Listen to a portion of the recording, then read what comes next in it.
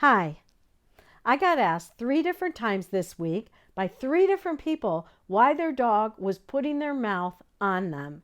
Whether it's a mouthing, biting, nipping, however you want to describe it, this is not the type of bite that's from an aggressive dog that really wants to injure you. That's not what we're talking about here. We're talking about a dog who's doing it but not really hurting you. But why are they doing it to you? Actually, it might hurt because they don't realize they're hurting you. But in one case, this person walks their dog and the dog will all of a sudden start jumping and biting at them. Another person, it's in an area where they go with their dog in a ring and the dog is doing that. And in another case, it's just when they're at home in the kitchen and the dog is doing this and they don't know why. So what can they do about their dog? Why is their dog doing this? Well, there are 4 different reasons that your dog could be showing this behavior. I'll explain each of them, why they're doing it, and then you can work on resolving it. I'm Dr. Carolyn Lincoln with Play to Behave. You can learn more about me and my community at playtobehave.com/join. If you join us, which I would love to welcome you, you will have access to me through group calls. You'll be part of a community that is very supportive whenever it comes to any issues with your dog, and you'll also have access to video courses inside Play to Behave. Okay, so what are the 4 reasons? Number 1 is physical. Your dog might be hungry, thirsty, need to go out, or they're tired. Here's how you can figure out one of them so it would help you. Say your dog might be hungry. Have you considered that your dog is growing if you have a puppy? Even if your dog's almost fully grown, they might be growing out. They might be filling out and getting more muscle and need more nutrition. They might be going through a growth spurt. Maybe it's been hot for a while, they haven't eaten as much, and now they need to eat more. Or maybe, here's a sneaky way you might not have thought of, the manufacturer changed the food.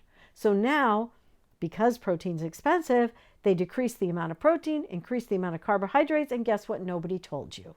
And they're not going to tell you. They don't have to tell you. And they don't probably want to tell you. What manufacturer wants to say, we decrease the amount of protein and increase the carbohydrate because that way we can make more money for our stockholders. They don't want to tell you that. That doesn't mean they did it. I'm just saying that's a potential and it has happened. Sometimes they'll put new and improved on the package and sometimes they won't tell you anything at all. But for whatever reason, your dog might be hungry. How would you know? Try giving your dog some extra food for the next 3 to 5 days. See how they do. If that nipping and biting goes away, well, that kind of tells you that may have been the issue. And then you can decide, what am I going to do about that? Because maybe you don't want to consistently feed your dog more because they might become overweight. So you have to think about how to increase the quality of the food or something. But that's just an idea. Maybe you need to increase the moisture. But that gives you an idea of what one of the causes can be. Number 2, the cause can be that your dog is anxious. And you probably many of you have thought of this, but what we might not think about is that you might think about anxiety in terms of the environment. Somebody new has come into the house, or you went to a new place, like your dog went to a new daycare, for example. That might increase the anxiety, and that makes sense, and we think about those things. But what you might not think about are the things that you can't sense. You can see the environment. You know what it visually looks like. You know who the people are. And you can tell, oh, new people are here. That's what's making my dog anxious. But what you might not know is there might be scents that you can't pick up on. Your dog has a very sensitive nose. And they actually have an additional organ that we do not have in our nose. So they can pick up things you can't. So the same people might be in the room, but they might have, I don't know, an infection, or they become diabetic or something else, and you may not even know it. But your dog's picking up on something's different. Something's not right. And your dog might be worried. So if your dog is worried because of new people, because of a new place, because of scents you can't smell, or things that you can't hear, you have to address that anxiety. Third, your dog might be overexcited. They're just happy. They can't help it. They're overexcited. They have no self-control. And so that mouth opens because they don't know anything better. I mean, they haven't really learned not to do that. And they can't control themselves even if they do know it. So you have to deal with helping your dog learn some self-control and learn different ways to deal with overexcitement. And fourth, your dog might want to initiate play or get you to pay attention to them. Maybe they just want you to pet them. And that's the only way they know to get your attention. You may have rewarded it without thinking, without meaning to do it. Or your dog just hasn't ever learned because you haven't taught them how they can initiate play.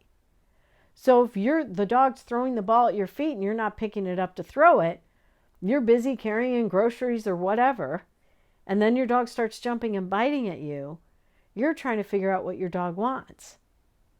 Maybe eventually you pick up the ball and you throw it.